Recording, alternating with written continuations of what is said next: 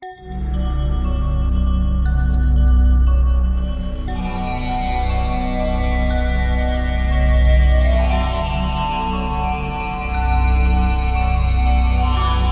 avete detto, l'imputato Gennaro Spartivento non ha nulla da dire in sua difesa.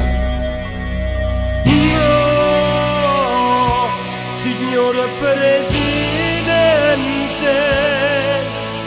non credo all'avvocato mio, io non so mala demente. Cerco giustizia e non voglio pietà. Criminale, come infama sta parola, sporca sangue e infamità.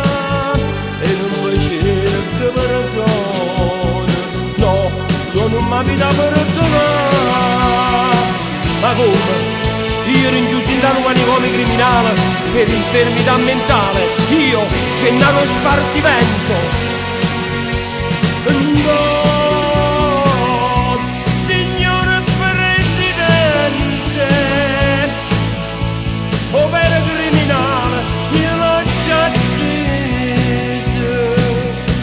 Ci pensate, una figlia di 13 anni, Presidente, sono copato e non navigo più.